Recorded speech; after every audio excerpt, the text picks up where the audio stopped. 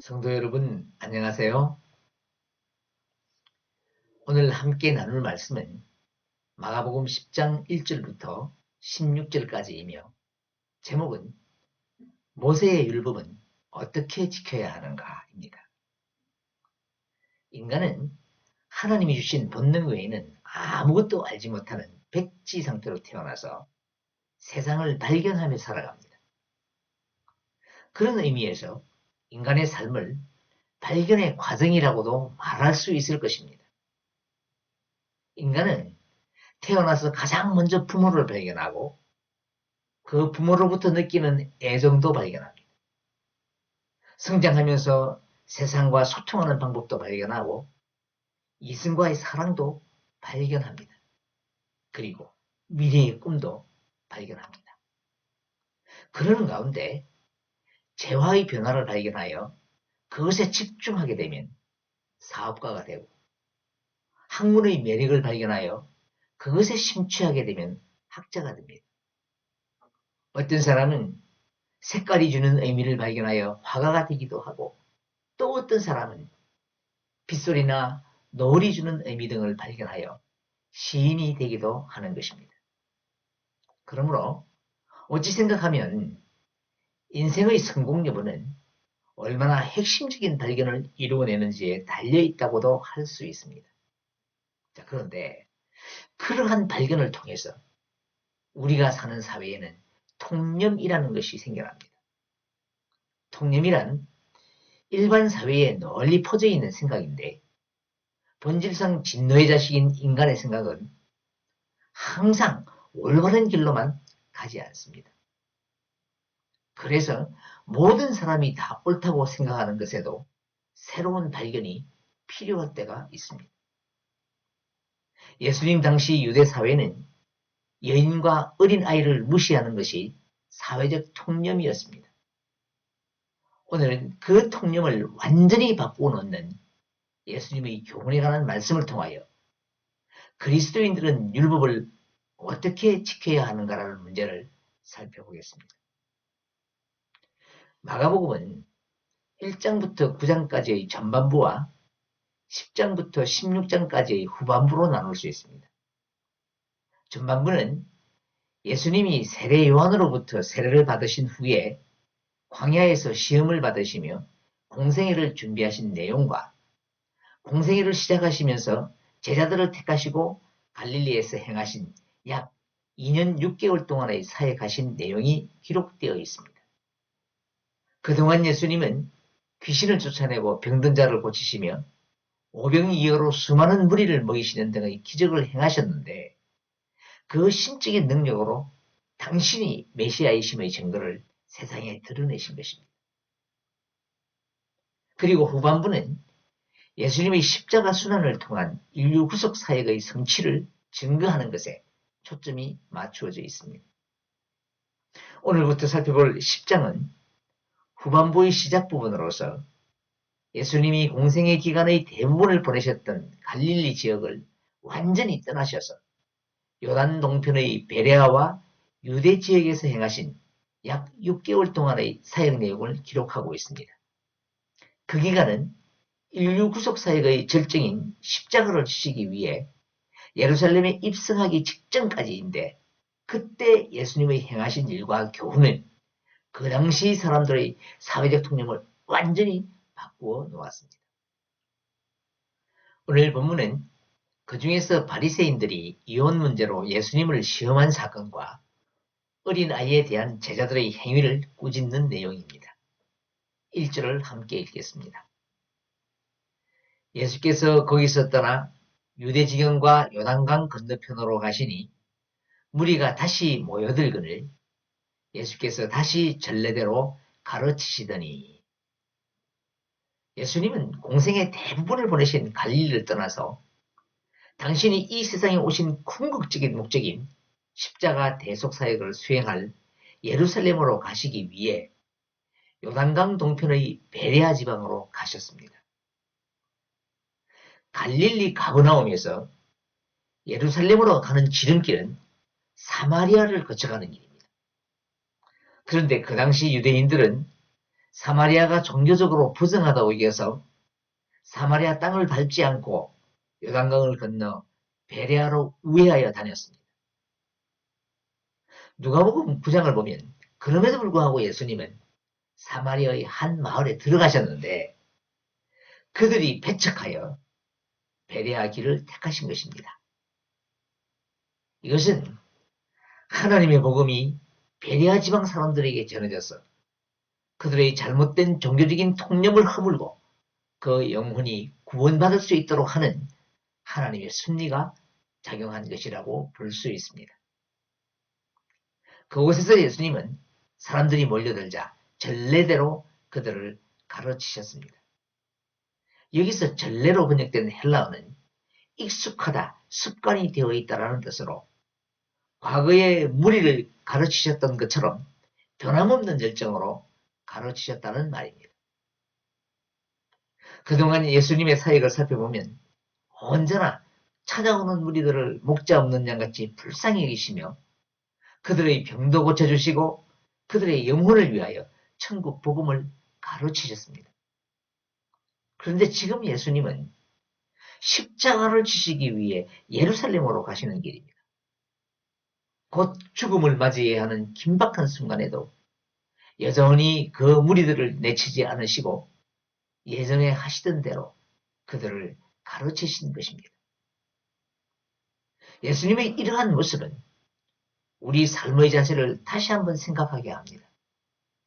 성도는 삶으로 예수 그리스도를 증거하는 사람들입니다. 죽음을 눈앞에 두고도 당신의 사역을 멈추지 않으신 것처럼 성도의 삶은 어떤 경우에도 그 모습이 흐트러져서는 안 되는 것입니다. 2절을 함께 읽겠습니다. 바리새인들이 예수께 나와 그를 시험하여 묻되 사람이 아내를 버리는 것이 옳으니까. 모인 무리 중에 바리새인들이 있었는데 그들은 예수님이 가는 곳이면 어디나 함께하며 예수님을 공경에 빠뜨리기 위한 기회를 엿보고 있었습니다. 그래서 그 당시 정치적으로나 사회적으로 아주 민감한 문제였던 이혼에 관한 질문을 한 것입니다. 이 질문은 예수님으로부터 해답을 얻기 위한 질문이 아닙니다. 시험하여라고 했습니다. 이혼 문제가 시험거리가 된 것은 당시에 신명기 24장 1절의 수치되는 일이 무엇인가를 두고 바리새인들끼리 극심한 논쟁이 벌어지고 있었기 때문입니다. 이혼과 재혼에 관한 율법은 신명기 24장에 기록되어 있는데 1절만 찾아서 함께 읽겠습니다. 사람이 아내를 맞이하여 데려온 후에 그에게 수치되는 일이 있음을 발견하고 그를 기뻐하지 아니하면 이혼 증서를 써서 그의 손에 주고 그를 자기 집으로 내보낼 것이요. 당시의 바리새인들은 엄격한 율법주의자였던 샴마이파와 율법 해석에 다소 자유로웠던 힐렐파로 나뉘어서 서로 반목하며 논쟁하고 있었습니다. 샴마이파는 수치되는 일을 엄격하게 해석을 하여 간통과 유대인 아내가 지켜야 할 법을 어긴 것으로 해석했습니다. 그런데 힐렐파는 남편이 조금이라도 불편하고 곤란하다고 생각되면 모든 것이 다 수치되는 일이라고 해석했습니다. 예를 들면 밥을 태우거나 바가지를 걸고 남편의 기분을 상하게 한 것도 해당이 됩니다. 그래서 예수님이 힐렐파의 입장에서 쉽게 이혼해도 된다고 대답을 하며 자유주의자로 비난을 받게 되고 샴마이파의 해석에 동조하여 이혼의 사유를 엄격하게 제한하는 대답을 하게 되면 지금까지 죄인들을 친구로 대했던 예수님은 위선자라는 비난을 받게 되는 것입니다. 그러니까 예수님은 어떤 대답을 하더라도 공경에서 벗어날 수가 없는 것입니다. 그리고 이 문제는 단순히 율법 해석의 문제만이 아니었습니다. 매우 민감한 정치적 문제이기도 했습니다. 여러분이 잘 아시다시피 당시 갈릴리와 베레아 지방의 분봉왕이었던 헤롯이 동생 빌립의 아내 헤로디아와 불륜의 관계를 맺어오다가 급기야는 자기 아내로 삼아버립니다. 왕의 이런 못된 짓에 대해 그 누구도 감히 말을 하지 못하고 있을 때 세례 요한이 비판하고 나섰는데 이 일로 인하여 세례 요한은 참수를 당합니다. 마침 예수님이 헤롯 안디바가 통치하는 베레아 지역에 있었으므로 바리새인들은 이 질문이 예수님을 진퇴양난의 상황에 빠뜨리기에 적합하다고 생각한 것입니다. 아내를 버리면 안 된다고 대답하면 왕의 불륜을 정죄하는 것이 되어서 세례 요한처럼 처형을 당할 수도 있고, 아내를 버리라고 대답을 하면 율법적으로 문제가 발생하게 됩니다. 이런 상황에서 예수님은 오히려 그들에게 질문하심으로 그 공경에서 벗어납니다. 3절부터 5절까지 함께 읽겠습니다. 대답하여 이르시되 모세가 어떻게 너희에게 명하였느냐? 이르되 모세는 이혼 증서를 써주어 버리기를 허락하였나이다. 예수께서 그들에게 이르시되 너희 마음이 완악함으로 말미암아 이 명령을 기록하였거니와. 예수님은 바리새인들의 질문에 바로 대답하지 않으시고 그들이 질문의 근거로 삼은 신명기 24장에 대하여 역질문을 하시면서 그들이 파놓은 함정을 비켜가십니다. 여기에서 명하였느냐라는 단어가 갖는 의미가 매우 중요합니다. 명하였느냐라는 말로 번역된 헬라어는 에네테일라토인데 이것은 명령하다, 위임하다라는 뜻을 가진 엔텔로마이라는 단어의 단순 과거입니다. 헬라어에서 단순 과거는 순간적인 동작을 표현하는 시상으로 이례적인 사건의 발생을 의미합니다. 그러므로 신명기 24장의 율법은 하나님의 본래적인 의도가 아니라 그 시대 상황에서 모세를 통하여 이례적으로 주신 규정이라는 의미가 내포된 것입니다. 그래서 예수님이 하나님의 율법이라고 말하지 않고 모세가 어떻게 너희에게 명하였느냐라고 질문하신 것입니다. 즉 신명기 24장의 율법은 그 당시의 사람들이 완악하여 함부로 아내를 버리자 그러지 못하도록 하기 위한 최소한의 조치인 것입니다. 그 조치가 수치되는 일에만 이혼할 수 있도록 허락한 것인데 이것은 하나님의 원래의 뜻이 아니라는 것입니다. 그런데도 바리새인들은 율법의 규정을 빙자하여 합법적으로 이혼을 요구할 권리가 자신들에게 있다고 하며 이혼 정서를 써주어 버리기를 허락했다고 대답한 것입니다. 예수님은 바리새인들의 이런 질문과 대답의 근원적인 동기도 그들의 마음이 완악하기 때문이라고 했습니다. 완악함은 헬라어로 스클레토 카로디아인데 이 말은 마음이나 양심을 의미하는 카로디아와 굳다, 단단하게 하다라는 뜻의 스클레토가 결합된 단어입니다. 즉 이스라엘 백성의 양심이 마비되어 굳어졌기 때문에 그 시대 상황에 맞도록 이 명령을 기록한 것입니다. 그런데 유대인들은 그렇게 생각하지 않았습니다. 그들은 남성 우월주의 사회에서 이혼을 남용하여 사회적으로 약자인 여성들의 인권을 유린한 것입니다. 자기의 완악한 마음에 따라 배우자를 함부로 바꿉니다. 그리고 이것이 하나님이 허락하신 제도라고 하며 결혼의 의미도 잊은 채 아내를 자신의 탐욕을 만족시켜줄 대상으로 전락시킨 것입니다. 6절부터 9절까지 함께 읽겠습니다. 창조 때로부터 사람을 남자와 여자로 지으셨으니 이러므로 사람이 그 부모를 떠나서 그 둘이 한 몸이 될지니라.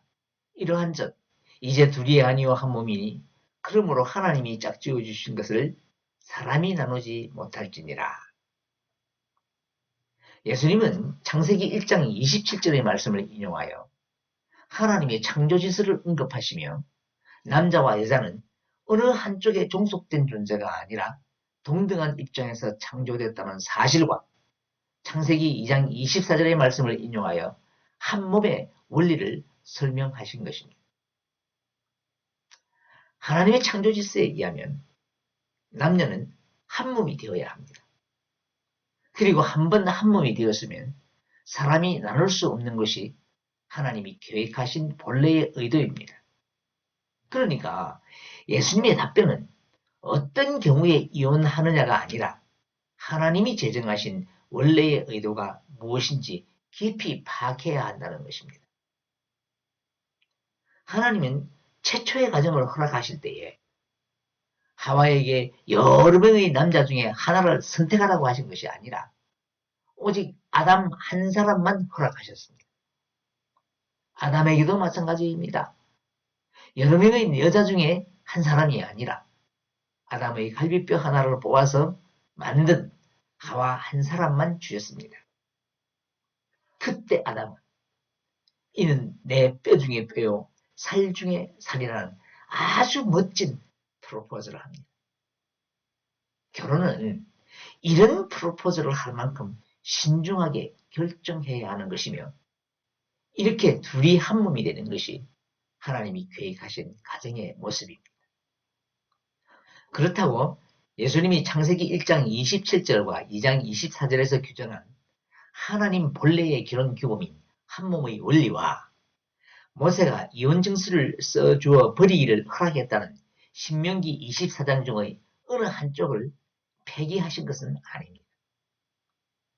예수님은 하나님의 본래적인 규범과 사람들의 실존적 상황을 둘 다 언급하신 것입니다. 이 규범과 상황의 관계는요, 윤리의 원리와 실천에 결정적인 영향을 미칩니다. 한 남자와 한 여자가 부모를 떠나 한 몸이 되고 하나님이 짝지어 주신 것을 사람이 나누지 말라는 것이 결혼의 규범입니다. 그런데 상황은 인간 마음의 완악함입니다. 하나님이 주신 한 몸 원리의 규범이 마음이 완악한 인간의 상황에서 어떻게 지켜져야 하는가가 중요한 문제인 것입니다. 인간은 자신이 처해 있는 상황에 따라 하나님의 규범을 포기하는 상황 윤리로 인해서 아무런 죄의식 없이 하나님의 구속을 피하려 합니다. 모세의 율법은 하나님의 규범을 지키지 않고 반역하는 완악한 인간의 상황 속에서 하나님의 규범을 최대한으로 지키는 방향으로 제시한 것입니다. 즉 완악한 인간이 이혼 증서의 규정에 속박되어 마음대로 아내를 버리지 못하게 한 것입니다. 그 이혼 증서의 규정이 없으면 본질상 완악한 인간은 이혼을 식은 죽 먹듯 할 것이고 그 결과 한 몸 몰리는 산산조각이 날 것입니다. 이런 사태를 막아 완악한 남편으로부터 여인을 보호하면서 사람들로 하여금 하나님의 본래의 의도를 지키도록 하기 위하여 이혼 증서라는 까다로운 법적인 규정이 필요했던 것입니다. 즉 모세의 이혼 증서의 규정은 하나님의 의도와 인간의 실패라는 두 실체 앞에서 하나님의 의도가 최대한 지키지도록 하기 위한 것입니다. 결론적으로 말하면 모세의 이혼 증서 규정은 인간의 편의를 위해 규범을 깨기 위한 것이 아니라 하나님이 창조 때부터 주신 한 몸 규정을 최대한 지키기 위한 것입니다. 자, 그렇다면 아주 먼 옛날 약 3,400~500년 전의 규범을 오늘날 현대사회에 어떻게 적용할 것인가라는 문제가 대두가 됩니다. 왜냐하면 남존여비의 사상이 지배적인 그 시대에 제정되었던 율법을 남녀가 평등한 현대사회에서 문자적으로 적용하는 것은 불가능하기 때문입니다. 그리고 이 문제는 비단 이혼의 문제만이 아니라 모든 율법에 해당되는 것입니다. 오늘날 우리나라 교회의 신뢰도가 저하되고 있는 주된 원인은 교회와 성도들의 삶이 윤리적이지 못하기 때문입니다. 이렇게 교회와 성도들이 윤리 지키지 못한 이유 중에 한 가지가 은혜만을 지나치게 강조하여 삶의 기준으로서의 규범인 율법을 경시하는 태도 때문입니다. 자, 그렇다고 그 율법을 우리가 문자적으로 지켜야 한다는 것은 아닙니다.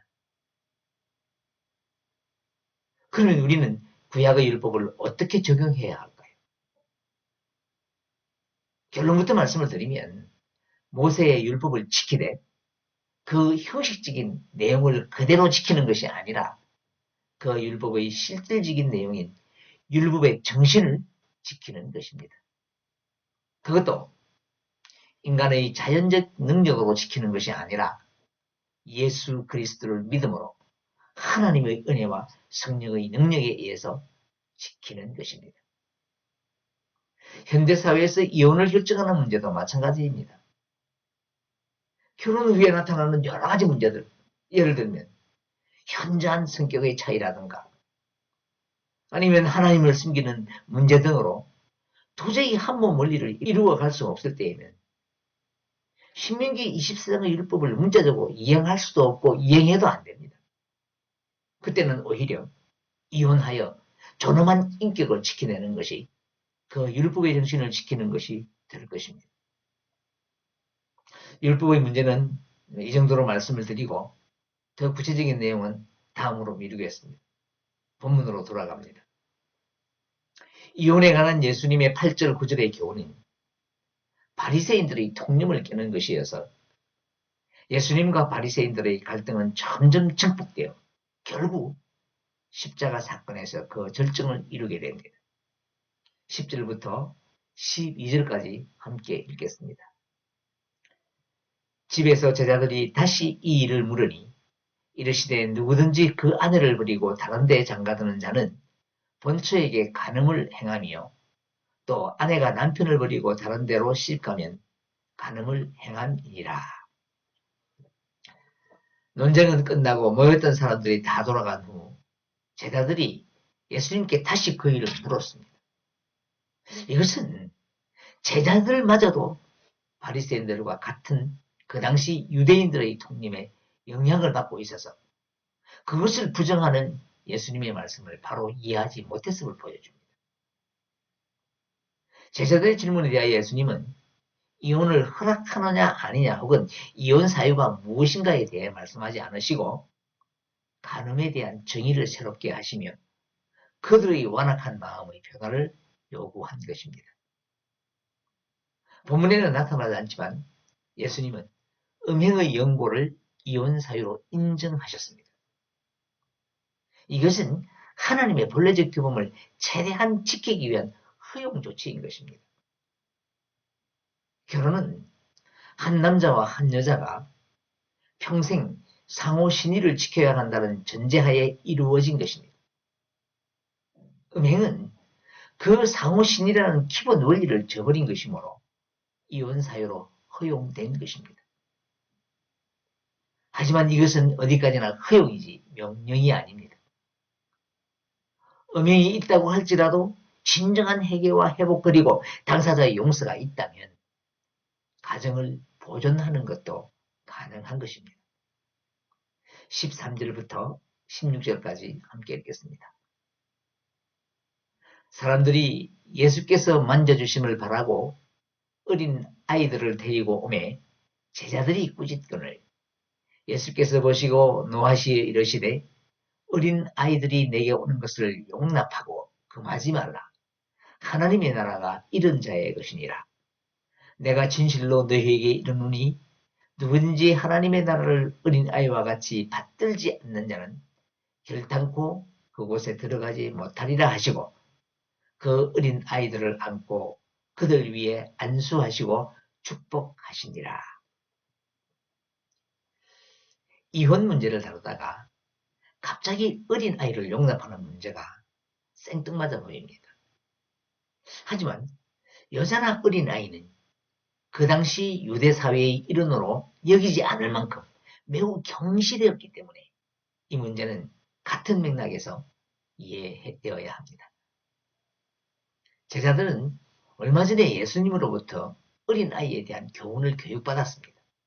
그런데도 그들은 스승이신 예수님께는 어린아이를 축복해주는 일 말고도 해야 할 일들이 많다고 생각하여 어린아이들이 가까이 오지 못하게 한 것입니다. 그들은 아직도 이기적인 원학임에서 벗어나지 못한 것입니다. 이렇게 제자들의 영적인 깨달음이 없는 모습에 예수님은 노하셨습니다. 그런 후에 어린 아이들을 안고 안수하시고 축복하셨는데 이건 역시 당시에 어린 아이에 대한 제자들의 통념을 무너뜨린 것입니다. 예수님의 교훈은 어린 아이들의 유치한 유치성이나 무계획성, 미숙성, 무례성 이런 것들을 높이 평가한 것이 아닙니다.